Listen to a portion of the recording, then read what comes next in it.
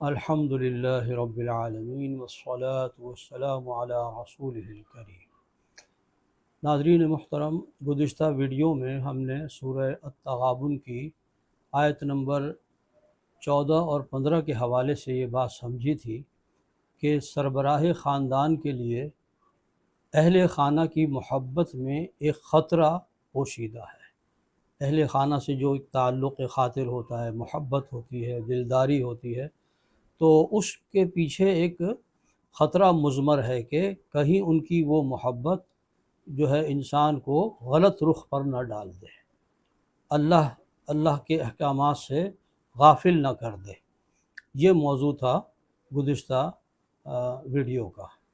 اب آج ہم سورہ التحریم کی آیت نمبر 6 کے حوالے سے یہ بات سمجھیں گے کہ سربراہ خاندان کی اصل ذمہ داری کیا ہے۔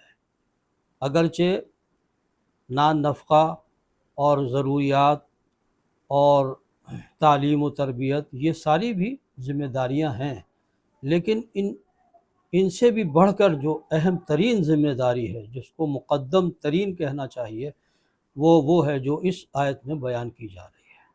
اعوذ باللہ من الشیطان الرجیم، بسم اللہ الرحمن الرحیم۔ یا ایہا الذین آمنوا قوا انفسکم واہلیکم نارا، اے اہل ایمان بچاؤ اپنے آپ کو اور اپنے اہل خانہ کو آگ سے۔ تو اس کے اندر جو بات کہی گئی ہے وہ یہ کہ خود اپنے آپ کو بھی اور اپنے ساتھ اپنے اہل خانہ کو بھی جہنم کی آگ سے بچانے کی فکر کرو۔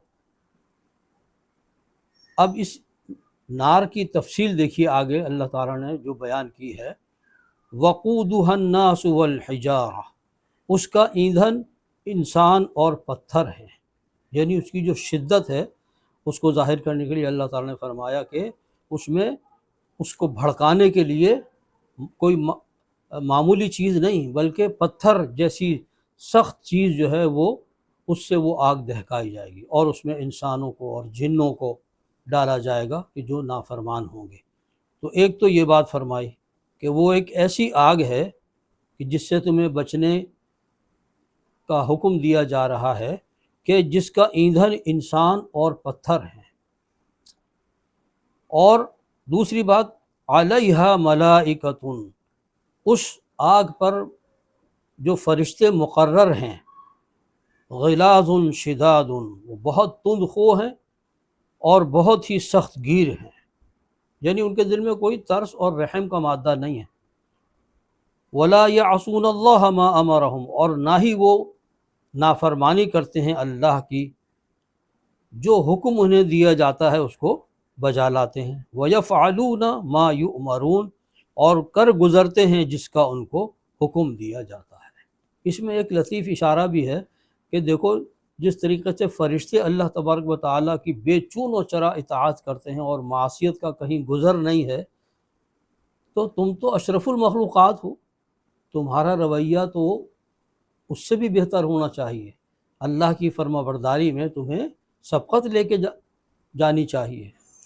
اچھا، اس میں جو انداز اختیار کیا گیا ہے کہ ابتدا تمہیں اپنی ذات سے کرنی ہے، قوا انفسکم، بچاؤ اپنے آپ کو، اپنے نفس کو، اور واہلیکم، اور اپنے اہل خانہ کو۔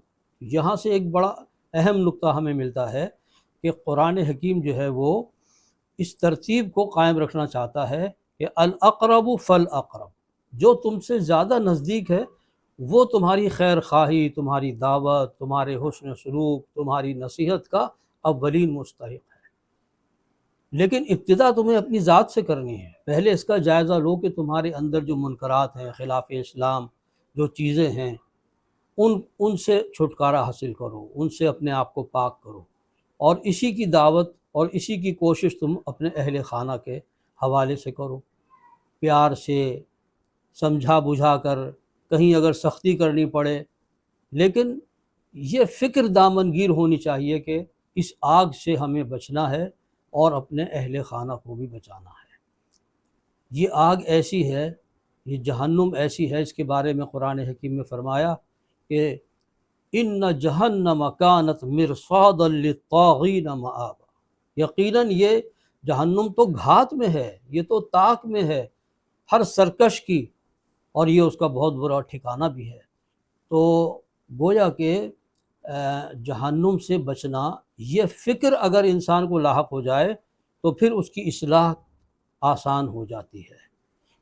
تو اس دنیا میں رہتے ہوئے اگر ایک شخص اس آگ سے اور محاسبہ اخروی سے نچند ہے، بالکل بے خوف ہے، وہ اسی دنیا کی زندگی کو اصل زندگی سمجھ رہا ہے، یہاں کھا رہا ہے، پی رہا ہے، عیش کر رہا ہے، اور اسے اس بات کی فکر نہیں ہے کہ کل اللہ کے حضور حاضر ہو کر مجھے اپنے اعمال کا حساب دینا ہے، جس کے نتیجے میں جہنم اور جنت کا فیصلہ ہونا ہے۔ تو اس کا مطلب وہ ایک غافل انسان ہے، چاہے وہ نمازی ہو، روزے دار ہو، لیکن اگر یہ فکر اس کو دامنگیر نہیں ہے کہ میں کل آگ میں نہ ڈال دیا جاؤں۔ قرآن حکیم ہمیں یہ بتلاتا ہے کہ اصل جو کامیابی ہے نا انسان کی، وہ ہے بغیر جہنم رسید ہوئے جنت میں داخل ہو جانا۔ اگر تھوڑی دیر کے لیے بھی جہنم میں جانا پڑے تو یہ پھر اس کی بدبختی کا تو کوئی ٹھکانہ نہیں۔ فرمایا کہ فمن زحزح عن النار وادخل الجنت فقد فاز، جو شخص آگ سے بال بال بچا کر جنت میں داخل کر دیا گیا، بس یہ ہے کامیاب، اصل کامیابی اس شخص کی ہے۔ تو لہذا یہ فکر ہمیں خود بھی اپنے اندر پیدا کرنی ہے اور اپنے اہل خانہ میں بھی۔ اور نبی کریم صلی اللہ علیہ وسلم نے ہمیں ایک بڑی پیاری دعا سکھائی جس سے اس فکر کو تازہ رکھنے میں بڑی مدد ملتی ہے۔ آپ نے فرمایا کہ نماز میں سلام پھیرنے سے پہلے یہ دعا ضرور پڑھو، جس میں 4 چیزوں سے پناہ مانگی گئی۔ اللہم انی اعوذ بک من عذاب جہنم ومن عذاب القبر ومن فتنة المحیا والممات ومن فتنة المسیح الدجال۔ تو یہ معمول بنائیں، صدق دل سے یہ دعا بھی پڑھیں اور کوشش بھی کریں کہ اپنے آپ کو اور اپنے اہل خانہ کو جہنم کی آگ سے بچائیں، معصیتوں سے اور غیر اسلامی چیزوں سے ان کو دور رکھیں، اور قرآن و سنت کے سانچے میں خود بھی اپنی زندگی ڈھالیں اور اپنے گھر والوں کو بھی۔ یہ پیغام ہے قرآن حکیم کا۔ اللہ تبارک و تعالی ہمیں اس پر عمل کی توفیق عطا فرمائے۔ وآخر دعوانا ان الحمد للہ رب العالمین۔